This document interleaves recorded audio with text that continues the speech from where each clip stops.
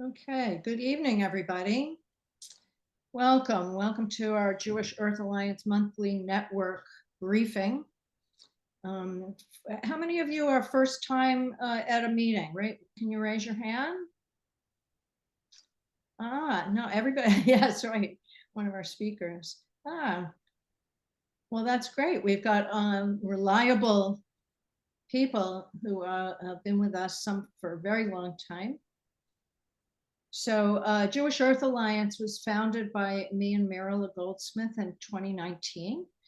And we wanted to teach people how to form relationships with their congresspeople. We hire them and then we leave them alone for 2 or 4 or 6 years. And we knew that climate was a very urgent message we had to get across. And so we've doing that since 2019, and these meetings since the pandemic. So welcome aboard. Thank you all for coming this evening. We have some really great speakers. And so the people who just signed on, any first timers amongst you, you can sign into the chat and where you're from and the organization you're related with, if there is one, and if you're first time here at the meeting. So we always start our meetings with an inspiration from a spiritual leader, and I have the honor to introduce Dr. Adriane Leveen, who is the senior lecturer in Hebrew Bible emeritus at Hebrew Union College, my alma mater, Jewish Institute of Religion. She's written 2 books, Biblical Narratives of Israelites and Their Neighbors, Strangers at the Gate in 2017, and Memory and Tradition in the Book of Numbers in 2008. Her passions include teaching biblical prophets, the books of Samuel and the book of Job, which feels very close right now. As a volunteer, she is a founding member of Jewish Climate Action Network of New York City and on the steering committee of Third Act, the Faith Working Group, and is a former facilitator of JEA USA, which is now part of Adama. So thank you so much, Adriane, for joining us tonight and teach us some Torah. Thank you, and thank you for having me, and welcome everybody. So I should start by saying, as I think about the current state of affairs, both in the United States and in Israel, I feel overwhelmed and depressed. I assume like many of you, but I also feel calm, determination, and hope. I seek solace in community, but also in nature. The tall trees I glimpse and the woods I can wander through, the birds chirping away, flowers in an array of colors, and the sun and moon reflecting on the Hudson River that I can see from my window in New York City. I love what I see. In such moments, the words of a friend, Rabbi Ellen Bernstein, Zichrona Levracha, who died in February of 2024, her words come to my mind and to my heart. Ellen was very clear that the best way we could engage more people in our climate work was not through anxiety and worry, but in inviting us to pay attention to and appreciate the natural world. When we do that with intention, we may experience both awe and love for our planet. Just a month before she died, in a talk that has stayed with me, Ellen said the following, quote, "The first step toward ecological repair is to love and identify with the natural world. Our lives and the lives of all those who come after us depend upon it. The beauty of the natural world can capture the imagination and can awaken our hearts and teach us to care." Unquote. Exactly. I hope that you experience, like me, a love that leads us to protect what is precious to us with all of ourselves, mind, heart, soul. And for me, and I assume for you, absolutely, this includes the natural world. These days, when I go to synagogue, I seek those psalms in the Siddur that reflect this sort of attention, love, and appreciation for that natural world and for the earth and the planet as a whole, and actually for the entire cosmos. Psalm 148 is just such an example, and I'll read for you just a bit of this psalm. Hallelujah. Sun and moon offer praise to God. Bright stars offer praise to God. Highest heavens offer praise to God.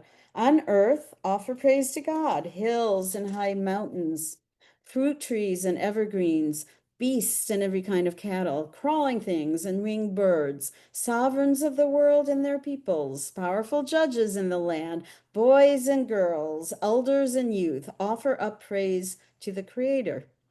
On a personal note, I continue my climate activism even in rough times because of the youth of this planet, and I do so now as a proud elder on this planet. So elders and youth from that psalm really registers with me. The commentator in the Lev Shalom Siddur that I use highlights the psalmist's call to all creatures in all parts of the universe to join in praise of the Creator who created them. First the heavens and even beyond to the highest heavens, and then all the way down to the earth. Praise of the earth comes second in the psalm, but I want to comment on it first. Interestingly, the list of what and who should praise starts with geography, hills and mountains, then trees, fruit and evergreen, other living species that are not human, beasts, cattle, insects, and birds, and then only then human beings. Kings and princes, and I would add right now, presidents, politicians, and lawyers, judges and all peoples, elders and youth here and across the planet are called upon to notice and to praise. And of course, by noticing and praising, it will inculcate in you a need to care. And that is the point I believe in this psalm. In other words, all of us, and including our leaders, are called upon, and I would say obligated, to join in this fight of our lives. And they must hear from all of us. The action later tonight, hopefully, you'll get them ready to hear from us. But when it seems too much, and it does sometimes, I sometimes gaze up and away into the night sky to seek strength. Paradoxically, the smallness I feel as a speck in the grand universe leads me to recognize the power and might that I nonetheless possess, a power that is far greater when we share this work together. By beginning Psalm 148 in the heavens, the psalmist recognizes the inspiration that the heaven stars and especially the highest heavens offer us and calls upon us to celebrate as well. I think the highest heavens is actually beyond our solar system, referring to the vastness of the cosmos. And these days, and Melanie, you're on. These days, we actually can see those highest heavens thanks to the James Webb Space Telescope. There it is. And many more of those kinds of photos. Those are actual photos, not an artist's representation. This is what the telescope is able to capture. They're astonishing, I think. I'll leave them up until I'm done with my comments, and then you can move on. These photos show us the edges of the universe, and imagine the energy, the power, and I would think the silence. I feel awe when I see these far reaches of our universe, and I think of what I'm seeing as God's creative energy in action. Perhaps some of you would prefer to call this sheer force of energy by other names. Rabbi Jeremy Kalmanovsky describes what came into his mind when he viewed those photos. The cosmos is so vast, it silences the mind, he says. On Earth and in worlds beyond, across sextillions of stars and in subatomic spaces, God is the name of existence, its breathing and its beating heart, unquote. As Rabbi Bernstein taught me, it will be the awe and the love that we feel toward our planet and our cosmos that will sustain our fierce commitment to take action and to protect what we cherish and love before it is too late. Thank you.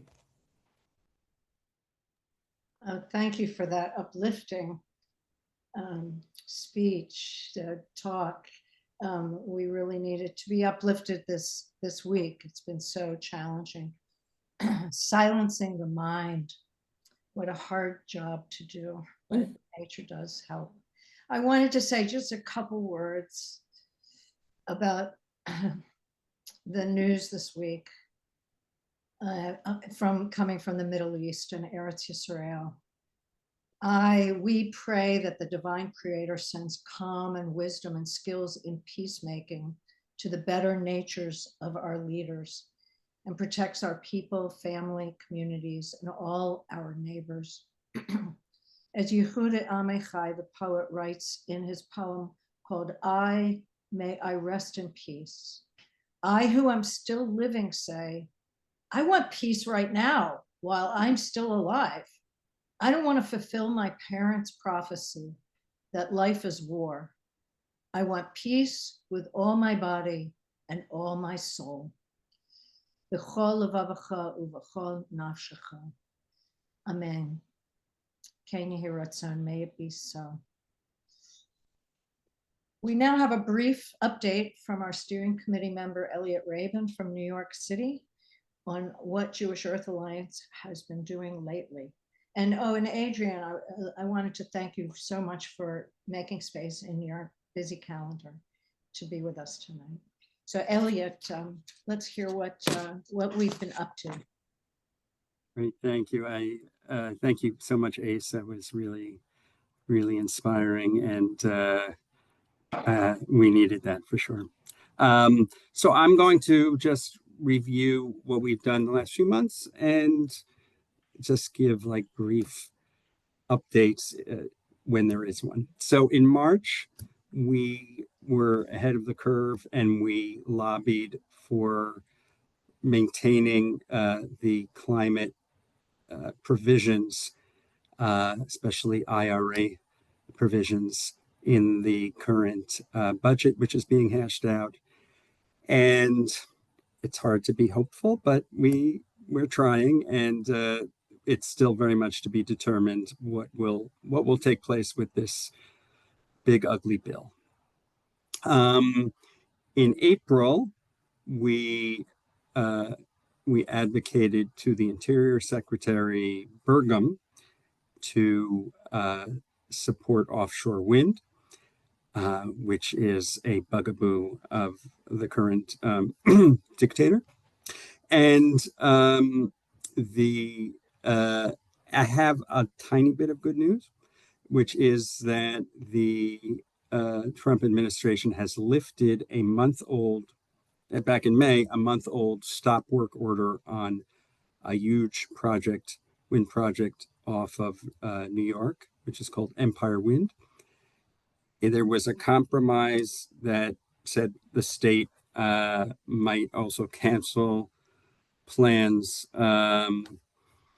that for shutting down a gas pipeline. So we'll see what happens there. And in May, we took action with the EPA, sending messages to Lee Zeldin to preserve the endangerment finding, which is the main language that enables the EPA to take action in behalf of the Clean Air Act to curb emissions, harmful emissions, including carbon dioxide, methane, et cetera, from vehicles, power plants, and other industries. The provisions language asks the EPA to determine whether a new stationary source, quote, causes or contributes significantly to harmful air pollution. And the Zeldin is considering redefining. He apparently either doesn't feel he's able to totally cut the endangerment finding because it was supported by Supreme Court decisions, but he's considering trying to redefine the term significantly to not apply to power plants emitting coal, oil, or gas. So to be determined again. Back to you. Thank you. Rabbi Diane. Thank you, Elliot. One light in the tunnel? Can we find one light in the tunnel? Well, we shall see. We shall see. So I would like to call upon our speaker tonight. Thank you very much, Elliot, for updating us, kind of reviewing what we've been doing. Yes, now I'd like to introduce our speaker tonight.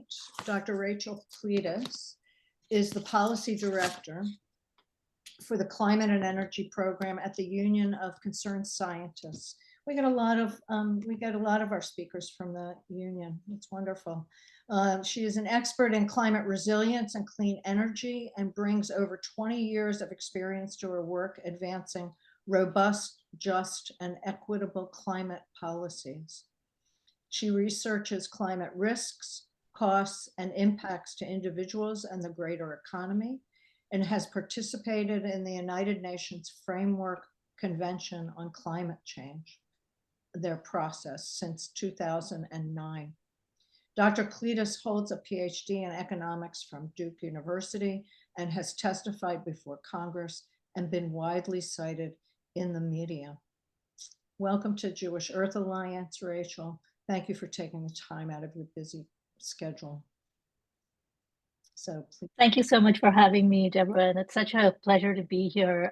Really appreciated the grounding at the top from Adriane. That really resonated. So we are in a very challenging time. And these are the times that call for that kind of steady determination, that steely determination, where we as individuals have to come together to see the greater collective good. And this is a group that certainly seems very attuned to that greater collective good. So it's a real pleasure to be here. I have a few slides that I hope you won't mind me going through. And I think, Melanie, you were going to put them up. Thank you so much.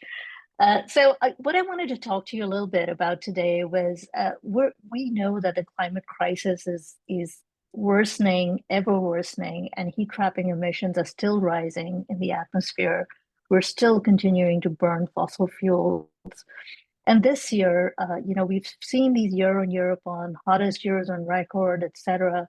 We know that these crises, this climate crisis in the United States during the summer months, we get to see the worst catastrophic impacts of this crisis colliding and being experienced around the nation, whether it's more intensified hurricanes or these catastrophic big wildfires or flooding, extreme heat waves. For those of you on the East Coast, there's one of those extreme heat waves coming our way just at the end of this week.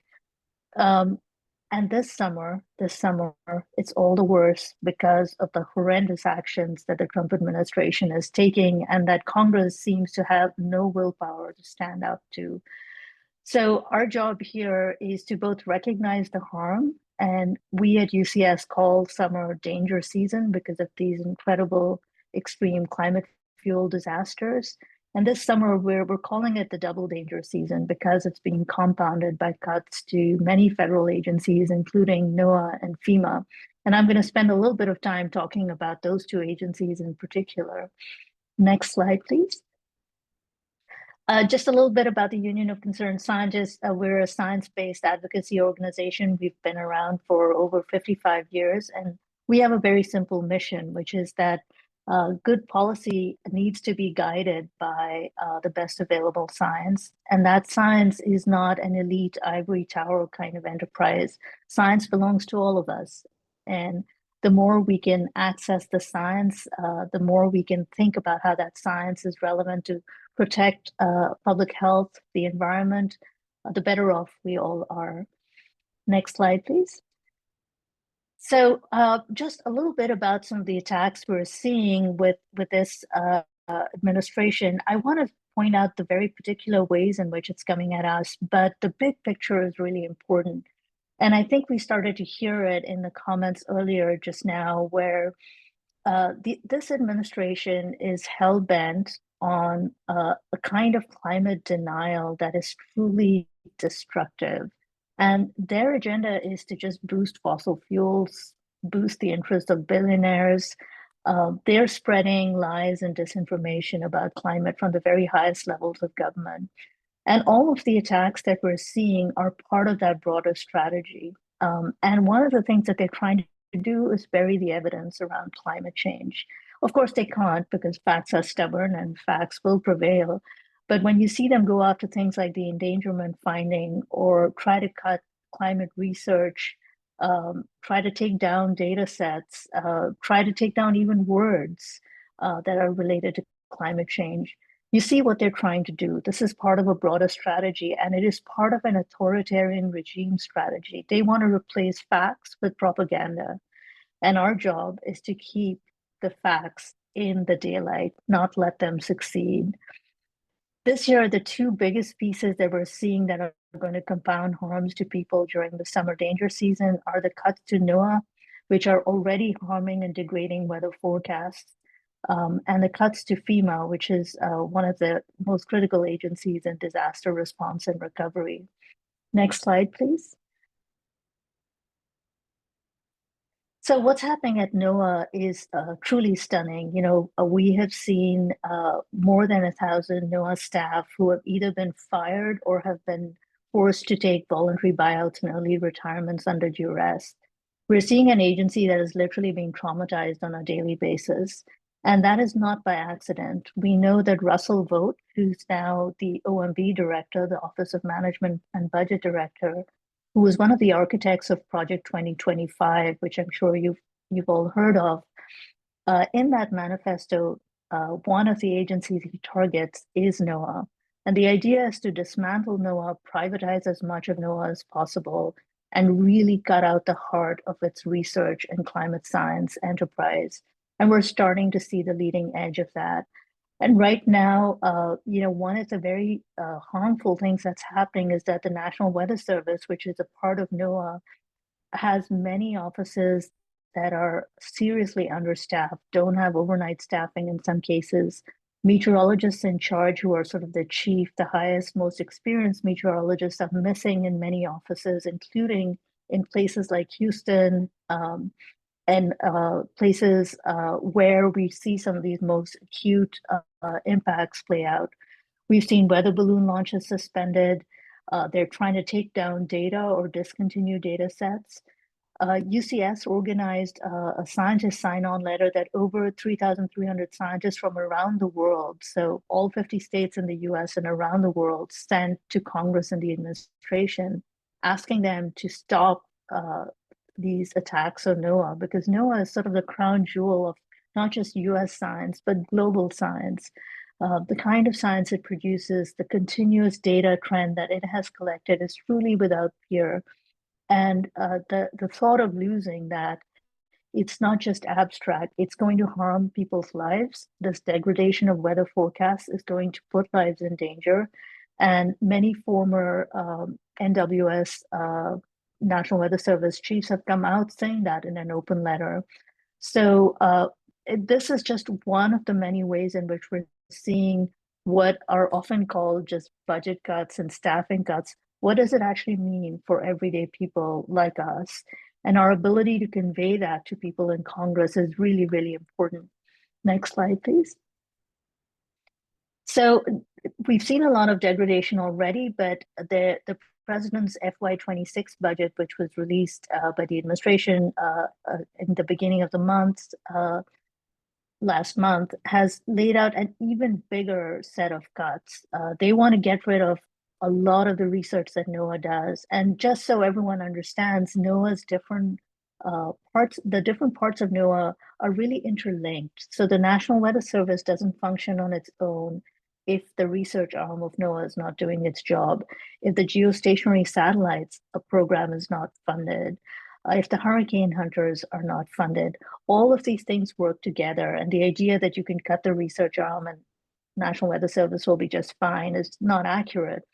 And I think one of the things that many people have failed to understand is they think they get their weather from the phone or from the TV or the radio, but all of those meteorologists are relying on underlying data coming from NOAA.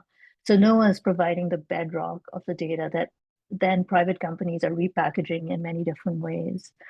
You've also heard of the cuts to the National Science Foundation grant programs. These have huge implications for the pipeline of young career scientists, climate scientists, who will then go on to do incredible work that benefits us all. Next slide, please. The other agency that we've seen an incredible set of attacks is FEMA. FEMA was, certainly in need of reform, but what we're seeing instead is complete decimation. FEMA is our foremost agency for disaster recovery and response. They've had an incredible, like 20% staffing cuts, and they were already understaffed going into this administration. Some of their premier risk reduction programs, the BRIC program, which helps build resilience in communities ahead of disasters, has been canceled. They've had several of their scientific advisory councils disbanded. We're seeing the Trump administration in an unprecedented way politicize disaster aid. Just sort of casually say, oh, we're not going to help you because you're from a blue state. We've seen them deny disaster declarations and delay disaster funding on a level that we've never seen before under any administration. Everyone's seen the headlines of the crazy drama around the acting chief of FEMA. They had someone in place. They had such a culture of fear. They administered polygraph tests, lie detector tests to a whole bunch of people. Then they fired the guy summarily. Now they have someone in charge who's literally talking about running over staff if they get in his way, has no disaster experience. It's just an extraordinary moment. And so not only are people being fired, but many people are leaving because it is just an agency that isn't even committed to doing its mission in the same way before. And so the degradation of morale and the loss of expertise is going to be really painful this summer when we see disasters start to pile up. And it will be people on the front lines of those disasters who will suffer. Next slide, please.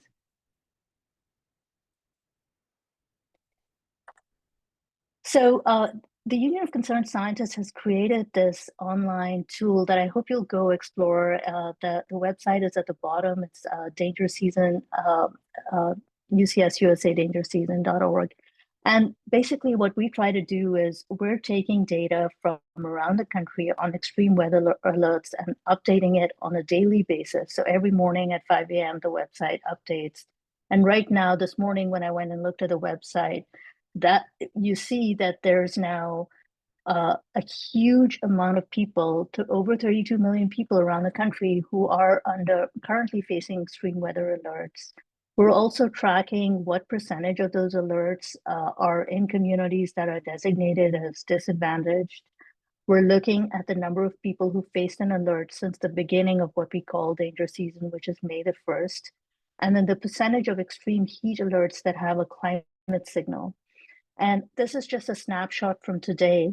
If you go to the next slide, you'll see that in addition to the numbers, we have a map like this every day that updates, and it'll show you where those weather alerts are.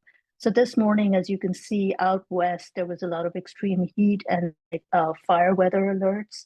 And when you look at the east of the country, there was a number of places that had flood alerts. As we go through this week, if you look at this website, you'll see this heat wave that's coming start to play out across this map. So this map will update basically every morning, showing where those heat alerts are. And we're using this data. We've done briefings on the Hill with Congress. This data is customizable right down to the congressional district level. And so what we're trying to do is explain that climate change is here and now. This is not some distant problem. Your constituents are being exposed to this extreme weather. What are you going to do? It's not enough to just say, whether you believe in climate change or not, this is happening right now in your community. So what are you going to do? What's your solution? And every year we run this danger season tool from May through the end of October. And then we also do sort of year-round summaries of what we're seeing around the year. So last year, for example, some of the hurricanes that we saw, Helene and Milton, caused extensive flooding, and it was very far inland, which was shocking to people, to see that kind of an impact, not just on the coastline, but all the way inland. And this is just one way in which we're trying to do something very simple, which is connect climate change to people's daily lives. This is happening in your backyard. It's at your doorstep. It's happening to your community, your neighbors. Maybe you don't live there, but someone you love lives there. A relative, a friend lives in one of these places. And I think the more we humanize what climate change means, the more we can connect it to people's daily life concerns, not just parts per million in the atmosphere. Perhaps we can galvanize people to think about the actions that they need to take. Next slide, please. So I know you all are going to have a section here on action, so I won't, go into too much detail here. But I really do want to emphasize that when it comes to NOAA and FEMA this summer, we are going to see a very dangerous collision of agencies that are significantly under siege and underfunded at a time when people need them desperately. So those weather alerts that NOAA is generating, making sure that they're accurate and timely and freely accessible to everyone who needs them. That's what allows people a chance to prepare in time. And FEMA's work is crucial in the wake of disasters. And it's not just in the immediate aftermath, it's the long tail of recovery from disasters, which is often, months and years in some cases. And you have the power to actually speak to, Congress. They're supposed to work for us. They've been elected to work for their constituents, and it's still that old-fashioned reminder: you work for your constituents. The more you can tell them stories about how this is showing up in your community, write op-eds, letters to the editor, and don't just think about the big national newspapers. Really, it's the small newspapers in your community that get read by people who live right there, decision makers who live right there, that are equally, if not more important. And think about other ways to tell your story, not just, think about all the ways you can reach people, whether it's through podcasts, through social media, just conversations that you're having in gathering places. It really is going to take all of that to break through this very partisan, polarized divide we're in as a country. So UCS is a nonpartisan nonprofit, and it's just infuriating and heartbreaking to see how climate change has become such a politically polarized issue. This is about people's lives, and it's about science that should really transcend political barriers, and whatever ways we can find to open up those conversations and really sit with other people and understand how they are coming into the conversation, which may not be the same way that I do or you do, but is really important. I think is what we're being called to in this moment. Next slide, please. And if it's helpful at all, here are a few UCS resources, just a select few. Throughout danger season, we do a lot of blogging. Just this morning, I posted a blog post on wildfires and insurance and housing, and how all these three are intersecting and creating a crisis of affordable housing in many parts of the Western US and other parts of the country. We have attribution science that's connecting the emissions from fossil fuel producers to various climate impacts. So sea level rise is the one that Tracing the Tides does, and then wildfires and fossil fuel companies. We have data on extreme heat. We're obviously tracking NOAA and FEMA, and have updated action alerts and blogs all the time about this. So please do reach out. Happy to be a resource. And I'll stop there and happy to take any questions. Great, thank you very much, Rachel. That was very well. Both the slides are very telling, and your words as well. And you gave us some of the questions we always ask: is what are the words, what's the phrasing we should use when we are communicating with our representatives? And I thought your constituents are being exposed, and what are you going to do about it? It's hard to be nonpartisan these days, that's for sure. We are nonpartisan, but things are so divided. And it is a calling. I think all of us have been called to do this work. There's so many issues in the world today, but this is the one that has called this group of people who show up all the time. So thank you very much. That was very informative. We can have a few minutes of questions and answer, Q&A. And I do want to apologize. I looked away for a minute to write something, and I didn't hear the positive things that Elliot had said, but it is very positive that the wind power is being approved. And Phyllis also had something positive to say, and I'll let her do that when she starts to talk about Lobby Day.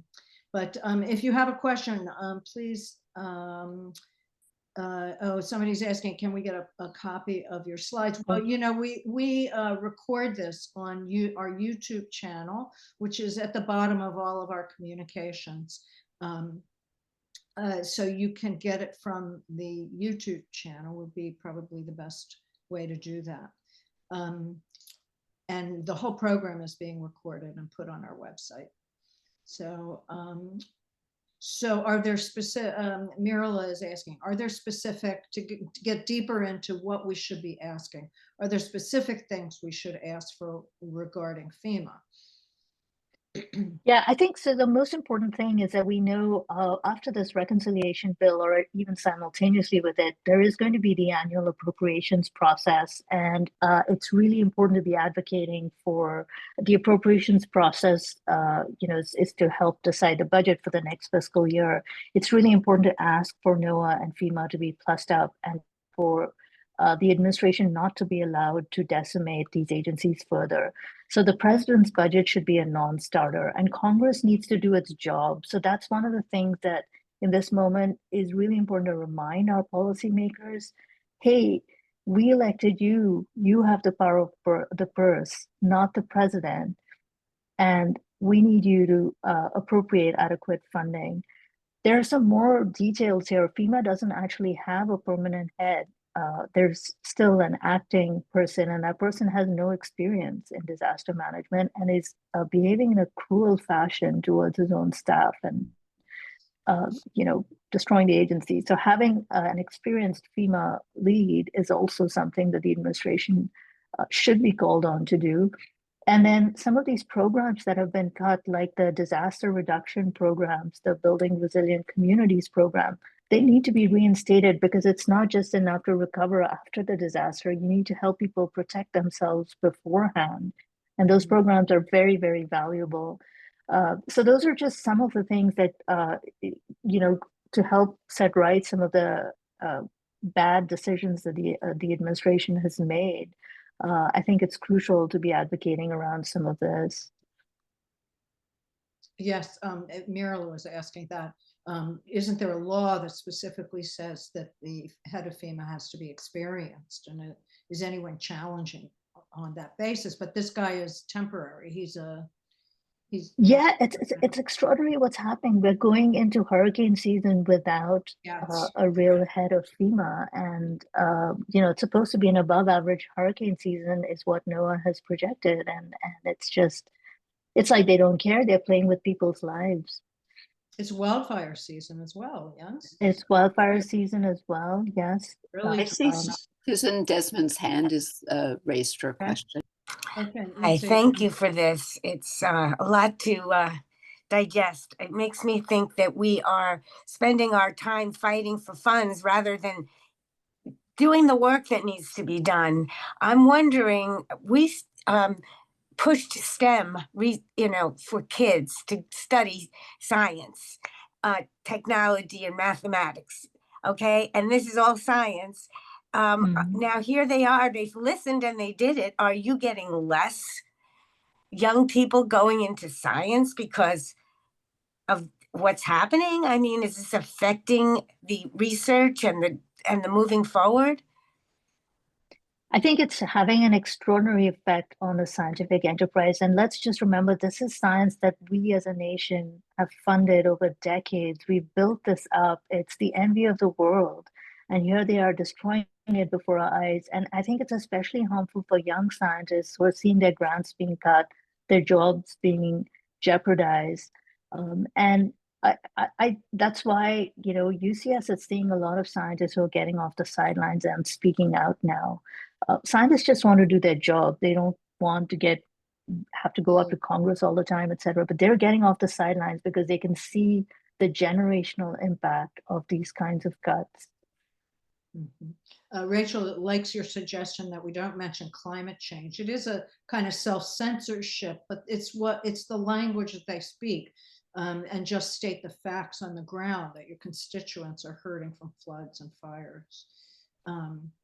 Yeah, I would encourage us to think about our audience and our goals. And it important not to delete climate change from our vocabulary, because it's not just about what's happening now, but what's projected to happen, what the science is showing is coming our way. And we know we can adapt to runaway climate change. So yes, you have to invest in resilience and adaptation, but we have to cut emissions. There's no getting away from it. And this administration is beholden to fossil fuel interests. They just want to keep ramping up. So pointing out that contradiction is important, but I think language purity sometimes prevents us from getting to a place of being able to talk about solutions. We sort of get stuck at the first spot, and we have to break through that somehow. Mhm. That's a different point of view. That is another point of view that I haven't heard as much. My nephew, let's see, who's writing? Oh, Melanie. My nephew, a recent PhD, was at NIH, had to go against what he valued to corporate tech because of these cutbacks for young scientists. Can you give it? So I was going to ask, do you think a lot of the work is going to, the scientific work, the true scientific work, is going to move into public sectors, into civic engagement? Do you think that will be picked up aside from the fossil fuel companies? Well, I think the reason that publicly funded science is so important is that there is real value in basic science for the public good. It sounds very unglamorous, but the public good, not something that you can make a profit of and monetize very quickly.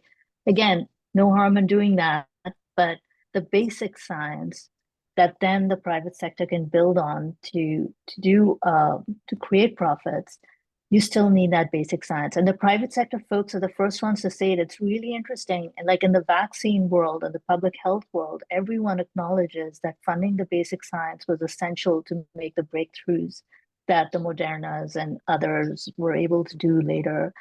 So there's a question about a story from a constituent, and I would just say this is where authenticity and speaking from experience is absolutely invaluable. Speak in your own words about it, and really, we have done lobby days where we've paired a scientist with someone who's working in the clean tech industry, or a scientist and an economist, or you take people together who are telling the fuller picture of the story, and not just pointing out a problem, but also pointing toward a solution. Yeah. Here's what we want you to do. Never leave an office without an ask, and offer yourself as a resource. They will come back to you. We share our science on the Hill all the time, and we say this is nonpartisan. We're happy to talk to anyone about it. And it's building a relationship, just like anything else. People are human beings, and it's building a relationship. You speak our mind, Rachel. That's what we're about, building relationships, speaking our mind, and not avoiding the difficult conversations. I just finished Ezra Klein's Abundance book, and he really takes apart and lays out that idea of the pure science, that doesn't have a real aim, but is just there to see how the world works. And he talks about how penicillin, the mold just blew in a window. The serendipity of it just blowing in the window and landing on the plate, the glass dish, petri dish.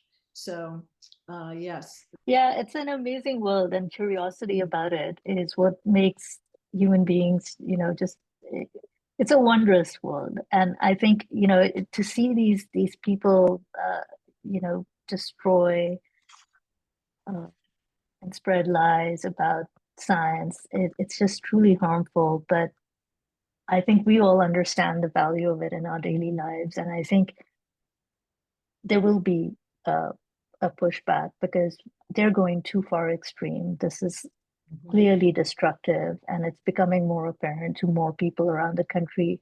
But it's not enough to just say fix the destruction. You have to have a vision. What's the positive vision? Where are we pointing towards? And so when I'm talking about NOAA and FEMA, I'm not just talking about bureaucracies. I'm talking about the services that they're delivering for people's lives, and how can we make sure that stays strong and resilient. Yes, and compassionate. That's our calling. That's our call to action. So thank you so much Thank for you. reviewing this for us, for giving us an inside view of your organization. And we will keep our relationship with the Union of Concerned Scientists, I'm sure, for many years to come. Thank you so much for inviting me. And good luck to all of you. The work you're doing is essential. Thank you so much. Thank you so much too, as well. All right.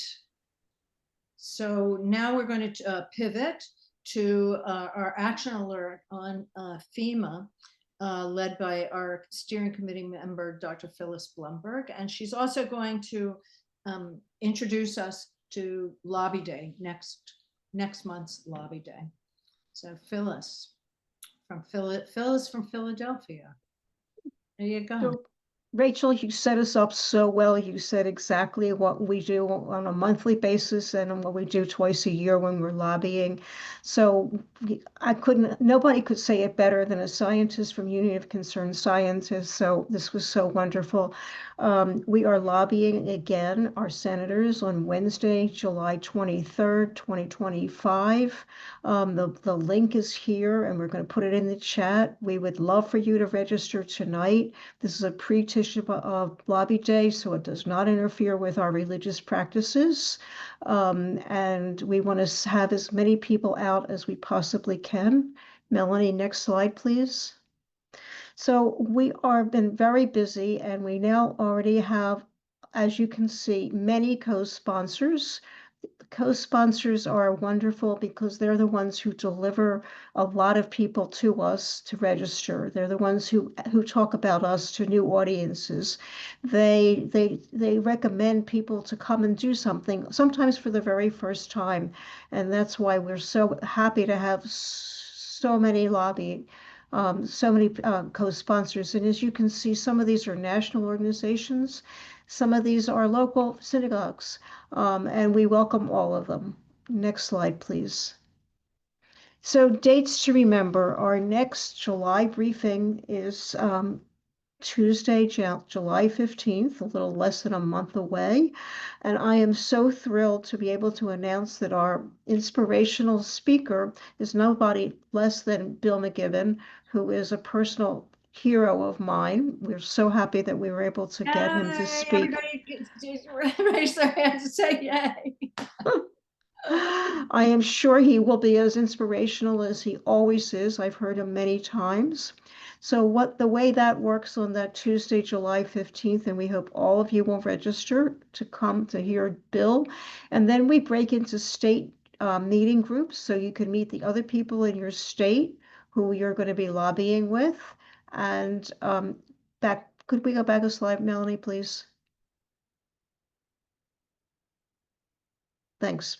We break into our state groups and we talk about what we're going to be saying and who we're going to be meeting with, and we start to rehearse what we're going to be doing, and we give everybody talking points. So we make it really, really easy.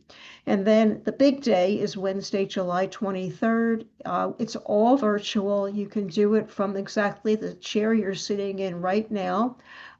We make the appointments for you. They tend to be 30-minute appointments with an aide to the senator. These aides are the well-informed people who work in the parts that we are talking about. So they're very well informed, and what we're doing is, just like Rachel said, we're building a relationship. Twice a year we're lobbying, and we're trying to lobby the same people if they're still there. Okay, next slide. So these are tentative topics because who knows what's going to be going on in this crazy society. We're asking our senators to protect key federal agencies such as NOAA and FEMA that Rachel did such a fabulous job explaining to us. We're hoping to be talking about fossil fuel polluters, holding fossil fuel polluters for climate damage with legislation. Right now it's going through the courts, but legislation would be very helpful. And whether or not we talk about preserving clean clean energy tax credits in the reconciliation bill will depend on the status of the bill. If it has not yet been signed by the president and is still being negotiated between the two chambers, we will be talking about that. Stay tuned as we have to see what's happening. And there's one more slide.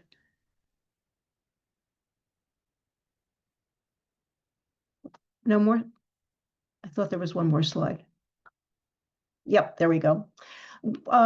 While we love having people from New York, California, Florida, there's big Jewish communities there, and we are really looking to have Jews from states with smaller Jewish populations because we want their senators to realize that there are Jews who care about this.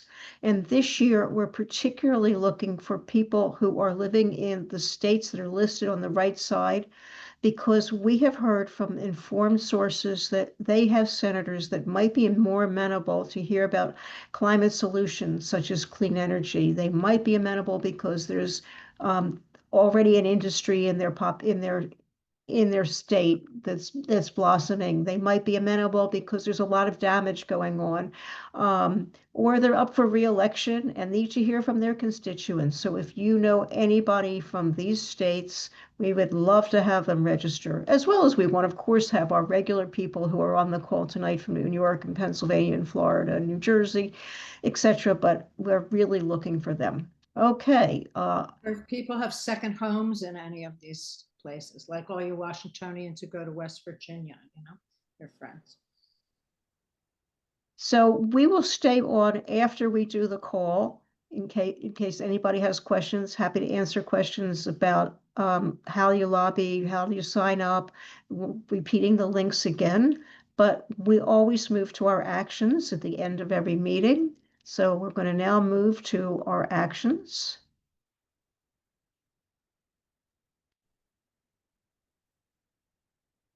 Okay.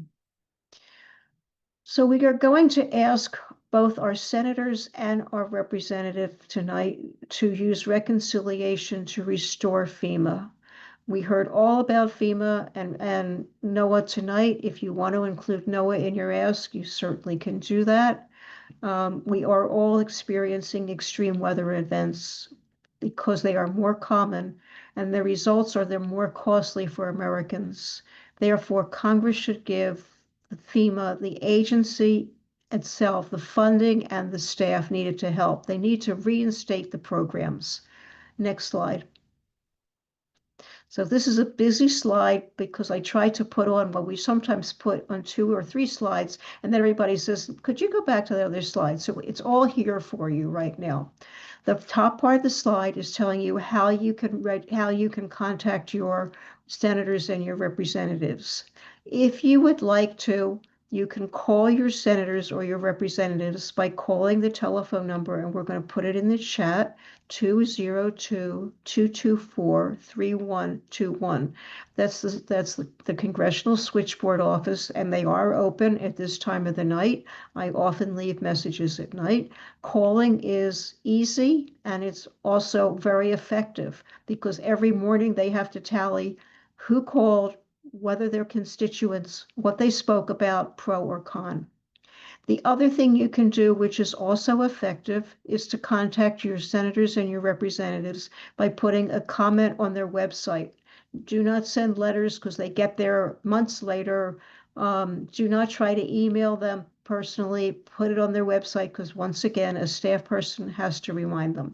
So you can find your representatives if you don't know them by going to that link that's there, or you can find them by last name, one word, .senate.gov or lastname.house.gov. So, for example, I'm from Pennsylvania. One of my senators is Fetterman, John Fetterman, so it would be fetterman.senate.gov. That's all you need to do, and you'll go right to their website, and then you scroll down and it'll say contact. So here's the simple message that we're trying to convey. Please feel free to personalize this, put it in any way that you would like. I urge protection of FEMA, the agency that is America's front line in responding to climate disasters. As there is increased damage from extreme weather, administration should use budget reconciliation policy bill rather to restore funding and staffing at FEMA. Defunding or weakening FEMA is not just policy, it's a moral failure. Then add your story. How were you impacted by extreme weather? Don't have to be front page extreme examples. They can be something very small, like flooding that took place by your house.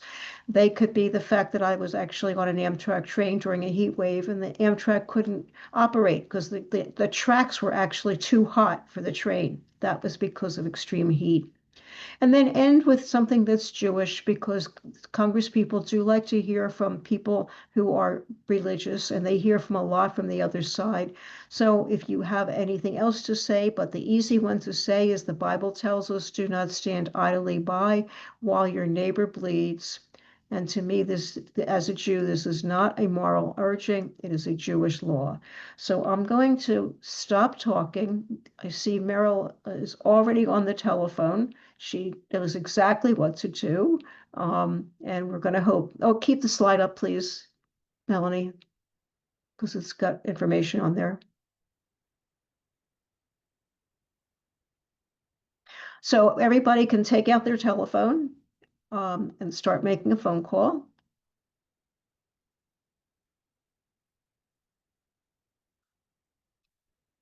There we go. Nope, one before that. So make a phone call. It would be great if we had so many phone calls to the switchboard that we actually couldn't get through, but that won't happen because we're spread across the country. Leave a message. Make sure you give your name and where that you're a constituent by telling them the city and the zip code that you live in. And then once you've done that, we will be happy to just put it in the chat. And if you have questions, let me know. Bobby's asking us if we could post the link for the July 15th again. Yes, we will be happy to do that.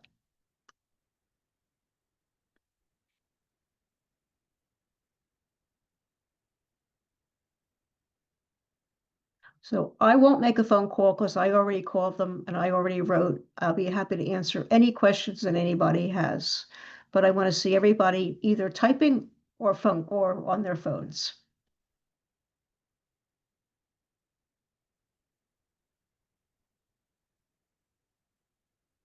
So I'm going to take this down just for a minute so I can put it in the chat and then I'll put it up again. Thanks.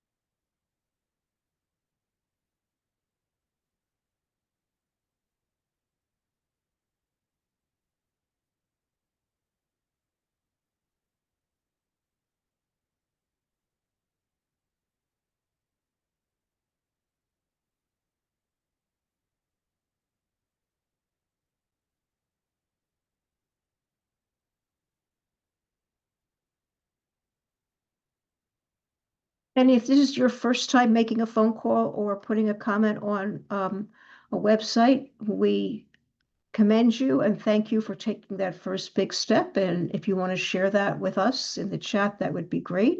Some people are already getting done. 3 people, 2 senators, 1 representative. Thank you.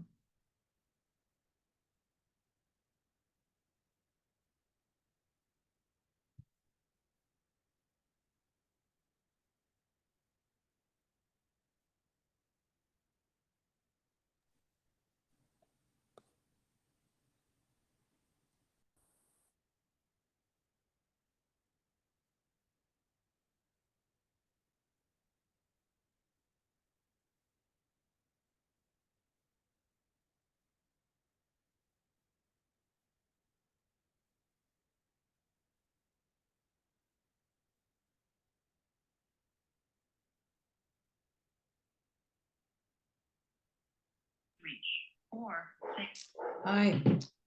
So we're going to come back at now at the top of the hour, but keep working. And if you'd like to stay back to ask questions, stay on to ask questions, we'll be here for a few more minutes. And I wanted to end our meeting with a few words just of encouragement. You join us each month for camaraderie, learning, action, and doing justice. And you do not stand idly by while your neighbor bleeds. You do not stand by to watch from the sidelines on climate. We pray you continue your sacred work to heal the earth and demand our government join us in this work, and that the government will be there for us when we need it the most in time of crisis. May the divine source of creation be with you and your family and community, keep you safe and encourage you to thrive. Tzedek, tzedek, tirdof, justice, justice shall we pursue together until justice rolls down like waters and righteousness like an ever-flowing stream. Amen, and good night to you all. And we shall see you next month for training for Lobby Day. Please sign up right away so we can get you on our list and give you the information that you need. And ask a friend. Don't forget to ask one. If we had one other person, boy, that would double our numbers. It'd be fantastic. So ask around, ask people to use their second address in those states that Phyllis listed. And I want to thank all of my steering committee members and those of you who participated tonight. And may you all keep the faith and keep on working for a just and righteous earth. Thank you all. Thank you. Can you hear me? I'm Lillian Gradovsky. Can you hear me? So my senators Raise only my hand. receive calls during business hours. They don't let you record, so I'm going to email them or call tomorrow. I have a question for you. Can I ask you a question I now? have to. Yes, figure out, Lillian, please ask your question. Oh, run okay. It's a personal to question that I have a the problem. art I studio. had signed up. I wanted to do Lobby Day So on the I will see you all 23rd, next not realizing, It's good to see all your unfortunately, familiar I have a faces. doctor's appointment I've waited hard 3 workers. months for on that date. And I don't know what time the lobbying is going to be. So do I not come on the briefing on the 15th and just give up on the idea of being part of that and just do? No, sign up, because hopefully we'll have appointments with both of your senators.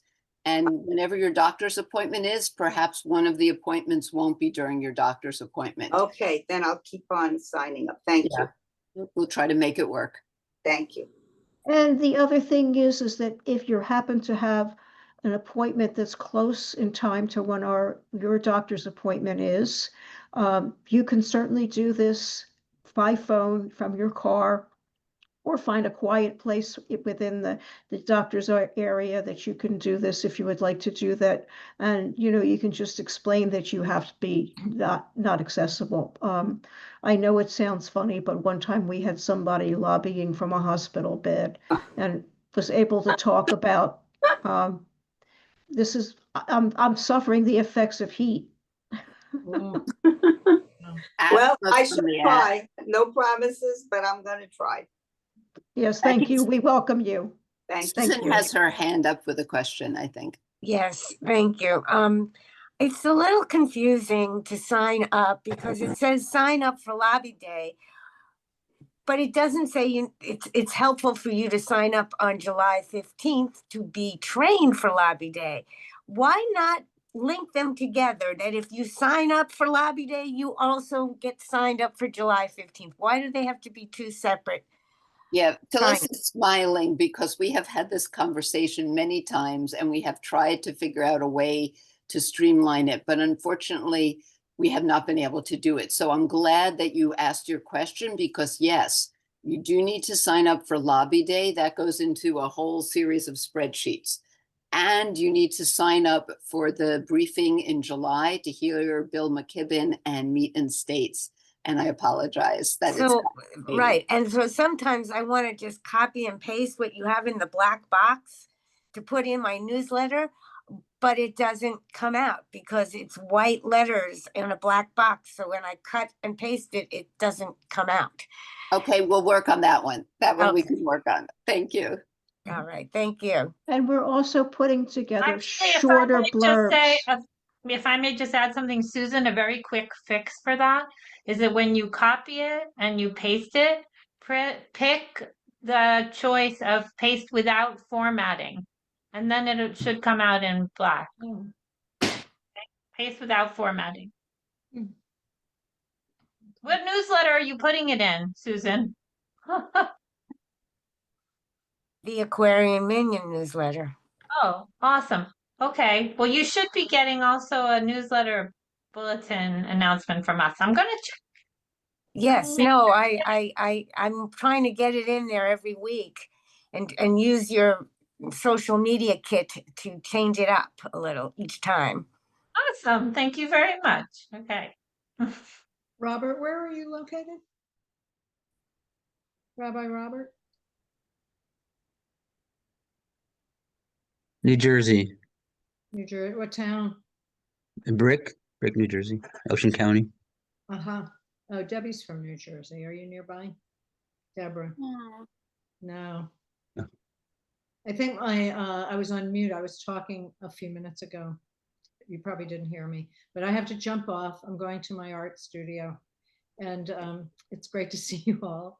And I'll see you next month. Okay. And my steering committee before that. All right, well, we look forward to seeing everybody next month. It's very Yeah. exciting. Bring your friends and family. Send us your relatives in far-flung states, and we will be trying to reach out to them. So good night, and may we meet in peaceful, better times. Take care, everybody.